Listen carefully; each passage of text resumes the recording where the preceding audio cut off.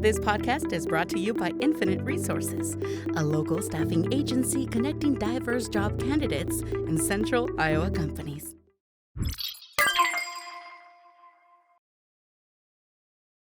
All right, welcome everybody to the Amner Martinez podcast. Chris Noth and myself, we just got done speaking with Connie Boesen.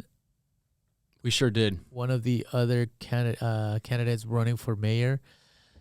For full disclosure, this is not an endorsement for Connie Boesen.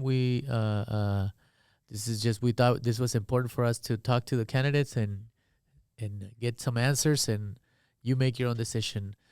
But what did you think? It was great. I think we got into a lot of it.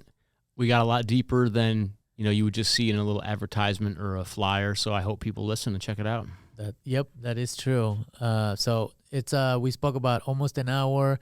We talked about her stance on marijuana, on undocumented people. What else did we talk about? Education, infrastructure, housing. I think we covered every single topic. No. I'm sure we left a lot out, but I think, this is not, we don't do this for a living. We're volunteers. Yes. So we did our best as we could. So comment, share it, and watch it. Watch it. All right. Thank you, everybody. This is Connie Boesen on the Amner Martinez podcast. But thank you for making time for us. I really appreciate it. And I'm a new voter. I just became a U.S. citizen. Congratulations. Earlier this year, yes. Golf clap. And we're sitting down with Chris and trying to prepare to the questions, just to see what what are the issues that we believe that concerns, for example, Latinos. I'm a Latino, so. And Chris has some questions himself about transportation. So, but first of all, we'll give you the table to tell us, for people that haven't heard of you, or that new voters, or who you are and why are you running? Connie Boesen. I have been involved in the community since I became the PTA president at East High. My daughters were attending there, and I was asked to be on the sales tax committee. And that's the tax that goes to refurbish all of our buildings. So I did that campaign, and during that campaign saw the need of the schools, but also saw the need of the community. I did a lot of door knocking to pass it, because the first one we voted on in March failed. Second one came back around in November, and I went back out. And so I was asking, what's going on in Des Moines? Housing wasn't being kept up. Buildings were, businesses were closing. I grew up on the east side of Des Moines. And still live on the east side of Des Moines, went to East High. And so I felt compelled that we need to do more. And then just seeing what was going on with the schools, I felt schools were critical to a neighborhood. And so I ran for school board. Because if we have strong schools, we'll have strong neighborhoods. Mm-hmm. And after 14 years on the school board, found that some of the policies of the city impacted what was going on for the schools as far as neighborhoods and building neighborhood strength and revitalization. So I ran for city council because I thought I could bring a voice of the school board into the city council and understand the needs. I saw the community change. We went from less than 50% free and reduced lunch to over 76%. I saw the ALL classes go from 2,000 to 7,000. So the needs of the community were changing. And how could we address it? And that's why I ran for city council 6 years ago. And I've always represented the whole city. Even on school board, I was always at large. So seeing all the areas of Des Moines gives me a different vantage point, because I saw the lack of development in some parts of town, and how could we redevelop. And that's really how I got to the city council. And when I got on the city council, my focus has been revitalization. I'm on the Invest DSM board. I also have served on Polk County Housing Trust, different organizations on how we can redevelop the city, and have been a strong proponent. If you look at some of the areas where you see turnaround, we see the Highland Park area. I use that as an example. Invest DSM is in there. And in that neighborhood, it was like critical to secure the business, and now housing is following it. In some of the other neighborhoods, it's primarily housing. But how do we rebuild houses, make them current on what people want to stay in Des Moines for? They want a larger, maybe an extra bedroom, or they need an extra bathroom, because some of our housing stock is smaller. How do we update it to keep people to stay in their neighborhood? Because by people staying in their neighborhood brings about a strength of neighborhood feeling. And what made you decide? So city council what made you say I can be a mayor? I want to be. What made that? What was the decision making? It was really looking at what was going on and not knowing who was going to run. And I just believe I bring a strength of bringing people together to collectively come up with solutions. I have been president of the school board. I've been president of the East Des Moines Chamber. I've been president of the East High Foundation. I collectively bring people together to create opportunities, and I believe I can do that as mayor. We need somebody with a vision that can see where are we going to be in the future, but how do we take care of the problems in the present? Des Moines had some great things happening, but we still have some critical needs that we need to keep addressing. That's public safety, infrastructure, revitalization of our neighborhoods, and making sure we take care of the people that are in this city. So, Connie, you mentioned 6 years ago is when you first got elected to the council, right? Right. So, I appreciate how you mentioned the changes you've seen in DMPS. What changes have you seen as a council person the last 6 years, and what are some of those successes that you feel like you've been a part of, and maybe what are some of those challenges or those things that really are facing us right now that we need to change? Well, I think if I bring up the Highland Park area and the neighborhoods, you look at the Drake area where you see a lot of new housing going in. So those are some things we're very proud about, and the expansion of our trails, expansion of sidewalks, making sure that it's a more walkable city. And within our city council too, we passed the energy resolution, taking on the environment and how we can do more. But we've seen record money put into infrastructure. When we got on the council, many of our roads were in bad condition, as most people who were driving it. So we're making great inroads, but we still have a lot of work to do. The floods of 2018 was really showed what we need to do for stormwater. I saw the damage up on 47th Street and the Macokota, even on the east side, the 4 Mile. Hundreds of homes have been taken out. So how do we make sure that we provide the mechanism to make sure people don't get their homes destroyed? We moved up a project of Closest Creek. It's off of 41st. We moved that whole project up 5 years because we saw the need. You see the devastation, you react to it, and we even formed a whole stormwater committee based on input from the citizens, how we need to reprioritize our stormwater efforts and how we could do a better job of it.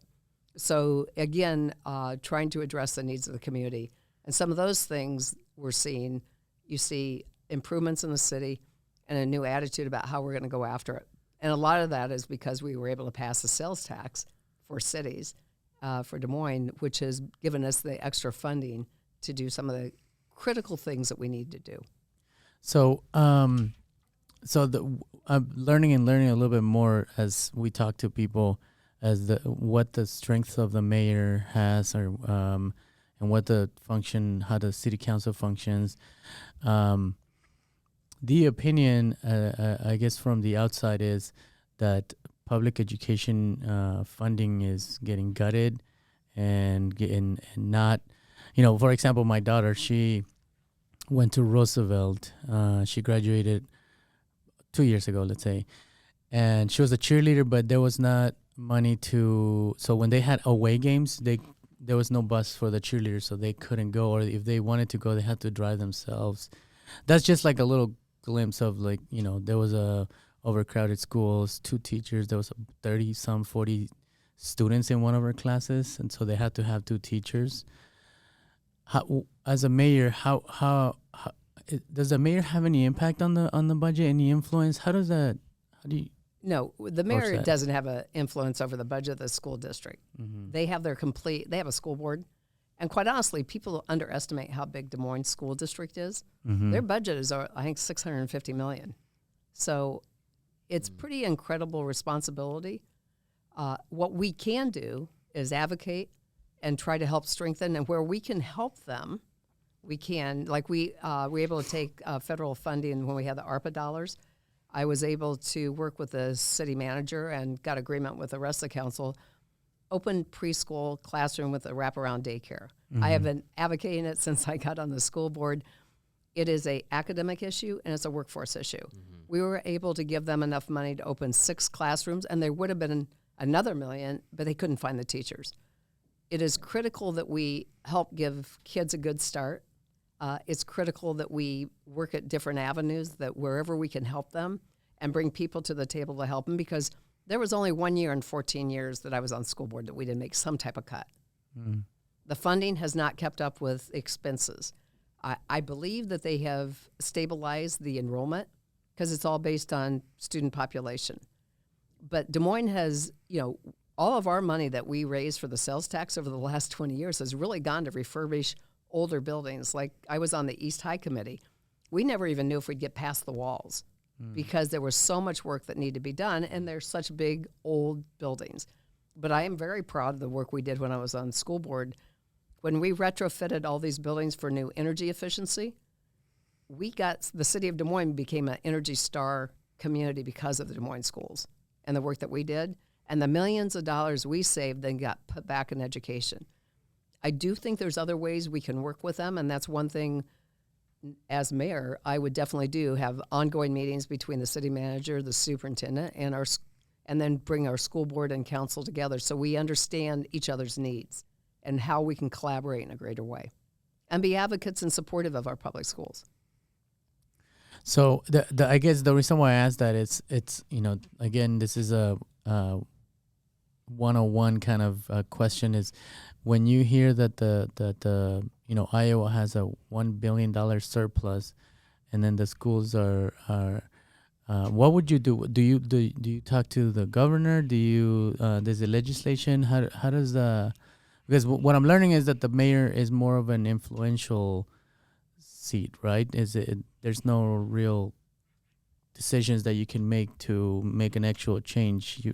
A mayor is one vote still. Yeah, A one mayor vote can on a have council. The mayor can't just say I'm going to do this and then you all fall. Yeah. I mean, Right. so we all have one vote. So like I've said, I have always represented the city at large, which is what the mayor does. I have the same vote as the mayor. But what the mayor can do is lead and bring people together. And that's where on school funding, we need to have a very serious conversation with our legislators, not just the Des Moines ones, but all of, try to convene other groups together and then have a good conversation with with the governor and whoever will listen as to what our needs are. I believe that the problem on education funding, it needs to be more equitable. So a student that's in a Des Moines school that lives in poverty probably deserves more than a student, even in Des Moines, that comes from a very wealthy family. Right. The cost because they probably haven't had preschool, some of those things to get them back up to speed or to get them on level by 3rd grade is pretty important. So I think there's things that we can do. But I think everybody has to have a good, honest discussion on how do we improve outcomes for kids, which improves outcomes for families. Absolutely. Which improves outcomes for the city. Right. Because a strong school makes a strong neighborhood, but a strong neighborhood makes a strong school. Yeah. You choose where you live based on the school in your neighborhood. I'm glad you touched on the leadership dynamic and how a mayor can advocate and influence. This is a question we asked in the previous episode about the red state, blue city dynamic, and how does the mayor represent our city's interests and work with and put pressure on the legislature for the interest of Des Moines residents. And I feel like a lot of people in Des Moines feel like we're just on this island and that our elected leaders haven't done that in visible ways. And so, Connie, we'd love to hear about what that would look like for you to work with folks that are other stakeholders in other offices. Well, I think that I go back to my track record of bringing people together and working with people. The city of Des Moines, this election is a nonpartisan race. Yes, we know that it's heavily Democrat in this community. And so I just think we need to understand that there's people from all parties in this community. So we have to collectively say what's the outcome they want. And I have heard on the doors more than anything, education, which we're not, we don't oversee that, but they're very concerned. So I think, again, you bring people together. It doesn't matter what party you're in. And let's have some open conversations on what is the things that differentiate Des Moines versus some other communities, and how can we alleviate the disparities. And a lot of it's economic disparity. You look at facilities between the communities. We're trying to keep competitive, but it's hard when you have old infrastructure. It's much easier when you have a flat field than if you're repairing and rebuilding, and that goes whether schools, roads, any of that. It's much more work. You go drive down some of the streets now, Grand or even on Second, right over here, and you see the earthwork that has to be done and the sewer pipes that are going from 36 inches to 6 feet. Massive work that needs to be done. So I think we have much more in common than we think if we sit down and not get polarized by other issues, that if we keep focused on what is important, I think we can come up with better opportunities. You must agree that it's an uphill battle, right? I mean, it's a red state, Iowa now, and what you are behind is progressive. It's not necessarily conservative. Marijuana, for example, we looked into it, and there's other states that are similar to, or like the same situation where it's a blue city surrounded by a red state. So, as a mayor, how would you approach that? How would you get people to work with you? Well, again, I think you have to have the conversation. And if you regards to marijuana, we have advocated, we put it on our legislative priority. We need to work with the League of Cities and all the other entities that are up at the Capitol too. Will we get everything right away through? I think medical marijuana, I think we need to expand that. I think that's a first step. But I think we need to also then bring examples of what other states have done that have worked. And you have to keep working at it. Nothing comes easy. If I had a magic wand, I could change a lot of things. But I think you have to understand that I believe I originally was from a small town. I've been here in Des Moines since I was 10, but rural Iowa and urban Iowa have a lot in common. So do the schools. We have old infrastructure. We need to revitalize. And we also have high poverty. And even in rural Iowa, in many cases, I think there's high poverty. There's a lot of issues that I think we have, again, I believe we have more in common if we could have that conversation. This is an urban-rural divide. We want everybody to succeed. Everybody in rural Iowa, I would want them to be successful because that makes the state successful. And the same should be, they should want us to be successful. Because at the end, we're all one state. And we've got to get past all of the rural-urban and understand what our common direction is and what we have in common and how we can solve some of the issues. And it shouldn't be this side versus that side. It should be, what can we do collectively? Absolutely. Back to the marijuana topic, we mentioned looking to other cities as examples of how we can possibly model different policies. You've got cities around the country that have decriminalized possession of marijuana, like small amounts. And a lot of that is for social justice reasons, right? And criminal justice reform. In Des Moines, black people are 3 times more likely to be stopped for the same crimes that white people and others commit. So if you were elected mayor, Connie, how would you be thinking about that issue? And knowing that you're only one vote on the council, but working with the police chief or city manager, can you say that you would push along some of the recommendations that have been made to the council on this issue? Like, where do you think it will go from here in the next 4 years if you're elected? Well, like I said, we can't supersede. We can't go against state law. So the best process would be to get some of the laws changed. So I had supported the marijuana task force, some of the recommendations, and part of that is how do we get it through so that we can get taxation and how we can make sure that the age limit similar to alcohol, and we'll just continue to work through it. But to say we're going to change the law in Des Moines is difficult because we can't supersede state law. Because there is a deal that if you do not enforce the laws that are on, that they could take state funding from us. So I think, again, you have to just keep working through the process and our legislators that can change the law. And I guess that's kind of what we were why we looked into it, because it has happened in other states that they do decriminalize it in the city and not necessarily needing the state law to be changed. Well, but you say it's other states, right? So I don't know. Again, Similar to this, like red state, blue city. But again, I think that we cannot put at jeopardy state funding. I have no problem making a lower offense, but I think that we need to follow the process so that we don't get preempted or whether we have an issue down the line. Would you, and just trying to switch in real quick to, undocumented people, would you support an ID or driver's license for undocumented people who live here in Des Moines? I think, again, that I have said that we have looked into it. I think, again, it needs to be statewide so that it makes it fair. So if you're in one town versus another town, I have no problem, but having just the city of Des Moines doing it, I think is problematic. Because if you would want to move to another town, what are the obstacles and what would be the holdback? But I do think that they should, as far as driver's license, absolutely.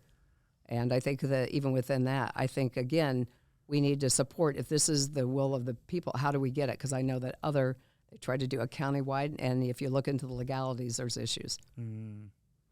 What do you think is the main or the biggest issue at hand that you would want to tackle? The number one priority that you would say this would make the biggest impact, but this is the biggest problem that we have?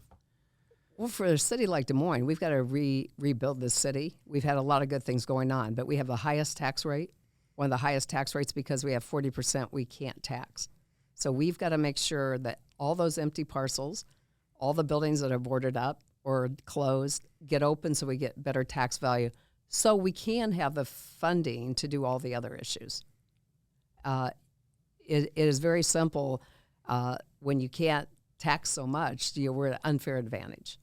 But we have opportunity. So I see an empty lot and I go, this is opportunity. We need developers to come in, build more housing, more businesses, and we need to get them all on the tax roll. When we look at population trends, we know Iowa has struggled to gain population. It's kind of been flatlined for a while. Des Moines suffering a lot from that too. What do you think are some of the best chances we have or biggest opportunities to reverse that trend here in Des Moines? What are some of the things we should focus on to make this a more attractive place for people to move to? Well, I think, again, you have to have opportunity for jobs. You need a variety of jobs. And that's where it goes back to, we have buildings that have got now empty because large companies have left. So I'd rather have 10 small companies come in and get more, tech companies and startup companies that will grow. And that way you have a broader base. So it goes back to economic development, giving people opportunity and becoming Des Moines. I think we could be definitely the arts capital. I serve on the Bravo board. I think we have great opportunity to create more of a entertainment center as far as different creative modes. And you see that happening with Mainframe and some of the buildings that are going on. So I think we can capitalize on that. And how do we even create more opportunity in that area? And it's just really coming forward and coming up with some new ideas on how you can bring people into Des Moines. You're seeing people come back because they've gone out, but they've realized, they're starting to have kids, so they come back. On doors I've knocked, I've met many couples that have come back into Des Moines, and also their parents have come here because their kids are here. So I think there's still some part of where Des Moines is small enough, but large enough. And then the follow-up question to that, a lot of people talk about how do we get people to move here, but they don't ask how do we get people to stay here. And there's a lot of youth, I work in education, there's a lot of youth who, they graduate, they get their diploma, and then there's a lack of job opportunities or there's a lack of pathways from, the public schools into, a lot of these great job opportunities, whether it's downtown or somewhere else. What message would you send to like that 18-year-old that's getting ready to graduate in May and might be considering going somewhere else, but what pitch would you make to them, for staying in Des Moines? The pitch is that this is a great city. It's small enough that you can be a part of it, and there's great opportunity. But we have to make sure we have that opportunity, that they see opportunity here, whether you want to go to college or whether you want to go to the workforce. And we just need to make sure that we have the opportunity to keep them here. Hey, I remember when they called Des Moines, nobody wanted to be here. There was nothing going on downtown. And it has transformed. I think that's what we have to be very proud about over the last few years. And so, yes, we're having a transition because companies, the workforce time is different. There is businesses that, some companies are taking, they're leaving Des Moines. I just say it's opportunity. How do we recreate it? We had to do it when you look at Science Center didn't exist downtown. All the different things that have come downtown, or even way back when, the Civic Center, all the things that we have now, we can build upon that. And I think we just continually have to reinvent ourselves and say, what is it going to make the difference for people to come here and listen to what their needs are? A lot of people are living downtown, but it's just not young people are living downtown. It's all ages because they like the convenience.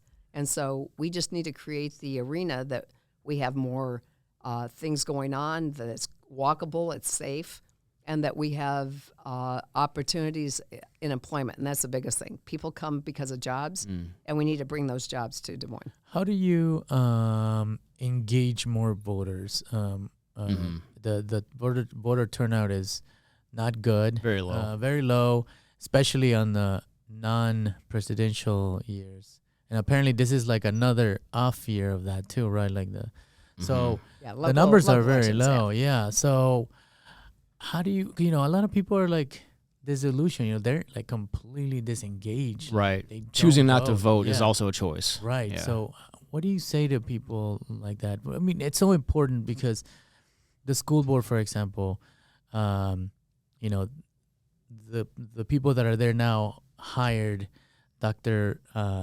Ian Roberts, right? So that's how impactful it is if you go and vote for a school, for school board, city council, mayor. So what can you tell somebody that's like, it doesn't do anything for me anyways, who cares? Or, that are really disengaged? I just tell people, because I learned very quickly on the sales tax campaign, every vote counts. I've never taken a vote for granted. And I do tons of door knocking, not just for myself, but other candidates, to try to reach out to say, your vote does matter. If anything's going to impact you more directly than any other election, it's going to be city council, mayor race, school board, because we oversee how your day runs in a way. We do the roads, we do the schools, and trust me, I ran, I think, 4 times on the school board, and voter turnout, you thought city was bad. School board was even worse. Now they've merged them together, but people need to take the time to find out who's running. I don't know how you get people to be interested in voting. Every vote matters, and I just keep trying to get out and do the outreach to say, you need to vote. Try to get people to register to vote. Like I put my campaign material, I did Spanish, and I did Swahili. Again, reaching out to people that maybe aren't as engaged, but showing that I want them to come get engaged. Yeah. Doesn't matter where you come from. If you can vote, you need to vote because your vote does matter. When you see people losing by 6 votes, 40 votes, 20 votes, every vote matters. So you do have a role, and it's kind of a citizen's responsibility in my mind that people need to be engaged. And I know it's hard because it's hard to get information. There's so much stuff out there that maybe isn't always true. But it's just, get involved in your community, get involved in your neighborhood, and then that connectivity helps bring people into the process, I think. Yeah, the numbers are scary looking when we looked at some of the voter turnout. So yes, a lot of it is got to do with the voter, I think, but I think politics have played such a big role at this, making people not disillusioned about it. That if you're elected as mayor, what would you do to make that to make them see that it's different? Well, first of all, I've already said I would have community conversations on a more regular basis, not waiting just for the budget, but to have more community conversations and go to where where people are. Not just you come to us, but we need to go out. And I've done that. I mean, I've met with the Karen community. I've gone to Sudanese church. I've gone to different places where they would not be the normal place politicians go. I consider myself just a fact finder. I try to find out what their needs are and then try to solve the issues they're facing. And we have a very diverse community, and which gives great richness to us, but is more difficult to reach people. So I think we, as people that are running for office, need to be listening and engaging and finding out, and then taking care of the issues they've come for, and be honest with them. There's some things I can't change, and there's some things that maybe it's not quite going to happen that way. But to be honest, we looked into it. It works or it doesn't work. I kind of joked that I think Public Works and Traffic might want me off going door to door, because I see things and I'll email them. I had a man who had an issue with, let's say the company doing the internet lines. Sure. Uh-huh. He'd had a pile of dirt for 2 months in his yard. Uh-huh. He'd reached out to one of his council people. He'd reached out to the city. Nothing got done. It was a Sunday night. I emailed, and so he emailed me back, and he goes, "I don't know what you did," because this was before noon. He said, "They're here and they're fixing it." Again, all it took was an email and a call to get something done. And you just have to be able to try to help people on their issues. It doesn't matter how small or how large. Some people have some pretty big issues that might take some time. But if it's a small issue, let's get an answer and not put them in limbo as to, because for them it's a concern. Right. So again, that's why I've always tried to do in every position I've held is to try to find solutions. When we talk about how do we find, like even when I was on the school board, how do we find a better balance of teachers that represent our kids that are in the schools today?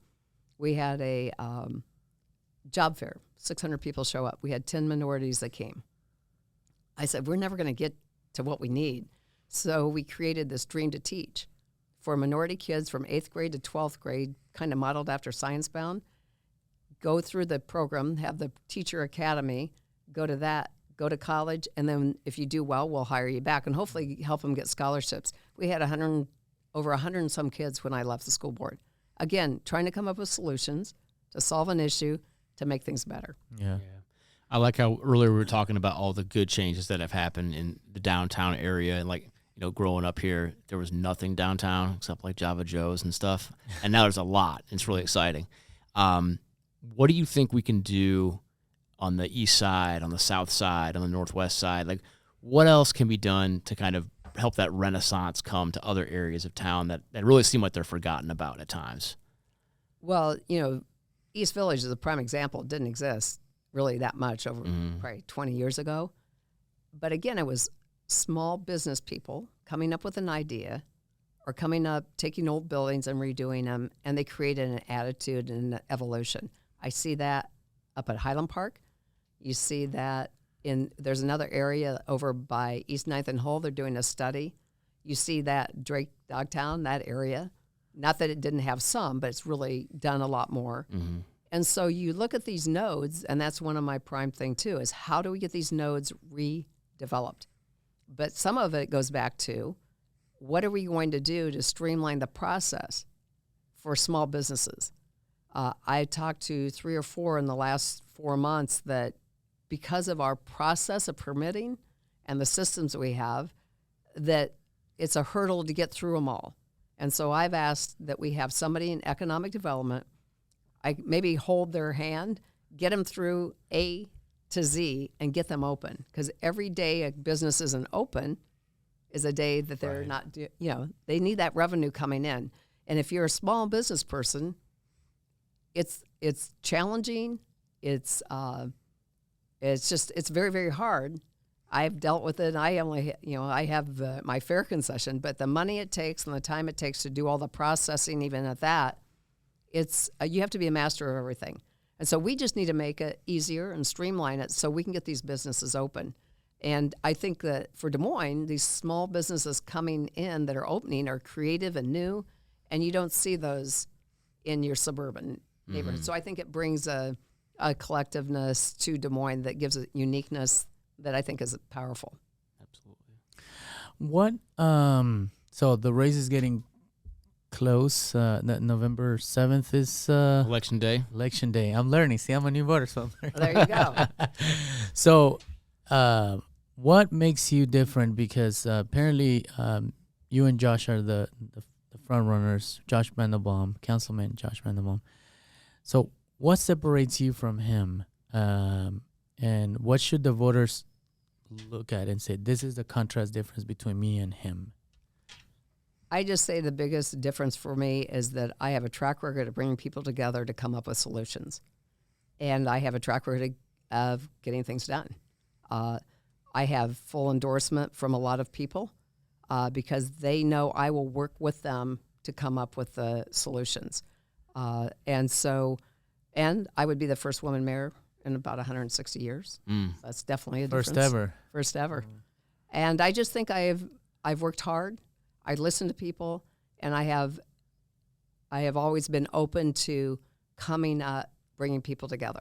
And I think that's where my strength has always been, and that's why I'm running for mayor, because I think I can bring that to the table, and I will be out and about, and I will be very focused on what we can do to improve Des Moines in a way that ensures that everybody comes along. We been working with Polk County very closely on a sobering center. Again, working on issues, helping people get help instead of incarceration, working to expand our crisis advocacy team at the police, for the police. How do we deliver public safety differently? I advocated and got an extra police officer trained, like Lorna Garcia, who I use her name because she's so well trained and does training classes, and she's over that area, the care team. We were able to get 24/7 mental health crisis team together through Broadlands. And then we're working on a welcoming center with Polk County. They want for immigrants and refugees to have a place to go, a centralized place. You come in, you get maybe your 3 months of services, and then everybody has their own organization. But what is it collectively we can do to make it easier for people that are needing transportation, needing to get the different paperwork that they need? How do we collectively help people throughout this county? Because it would be countywide.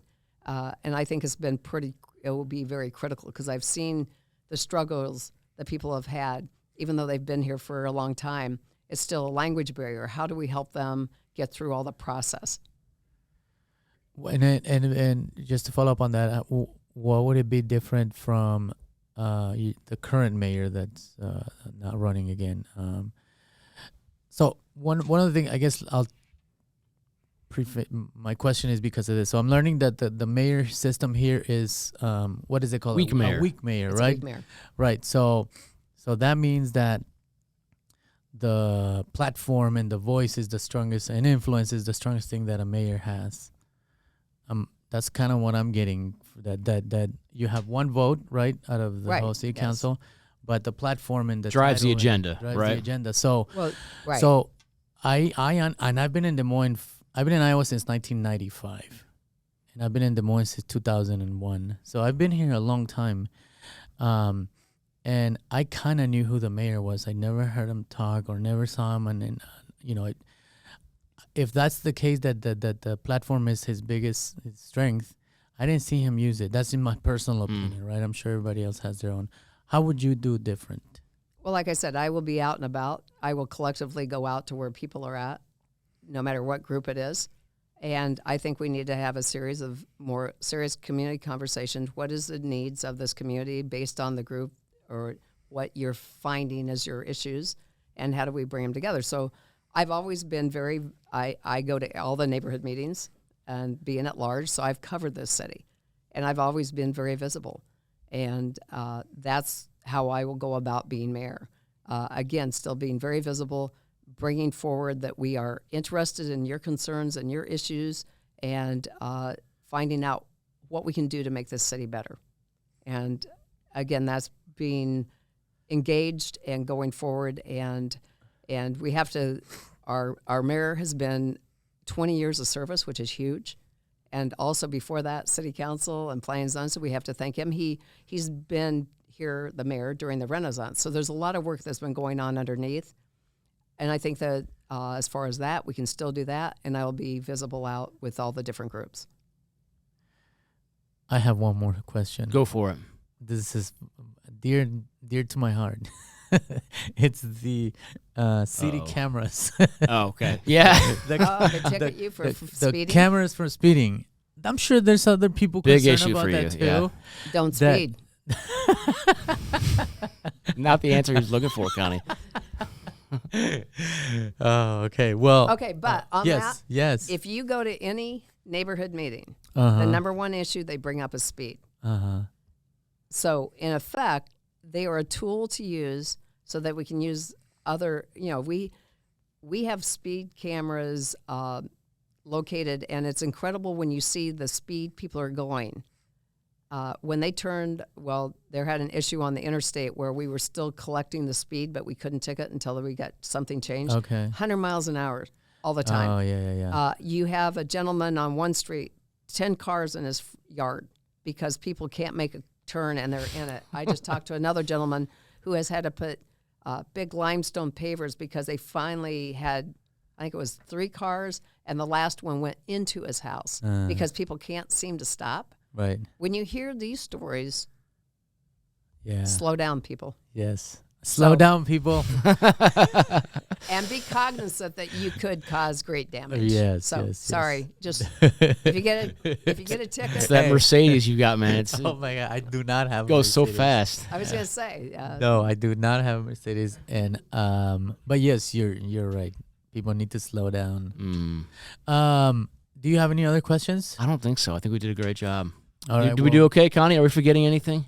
Is there a promise? Is there something that you wanna tell the voters that you wanna get out there? Any message?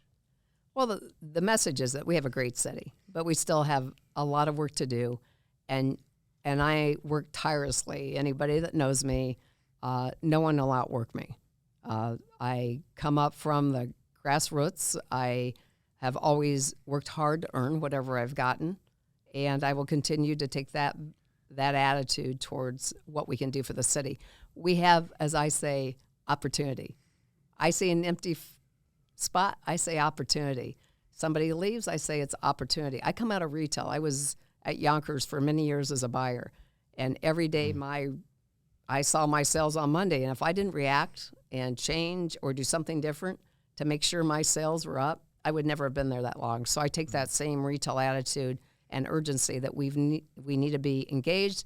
It's an exciting time. Yes, we have challenges, but I always say challenges bring opportunity. Well, thank you again, Connie. Nice thank you to for meet making you. time Thank for you, us. Connie. And Thanks, Chris. hopefully we can have you back as mayor. I think Connie. that would be great, and I will come back as mayor. Awesome. Awesome. Thanks so much. Thank you. Thank you. Thank you, everybody. This podcast is brought to you by Infinite Resources, a local staffing agency connecting diverse job candidates and central Iowa companies.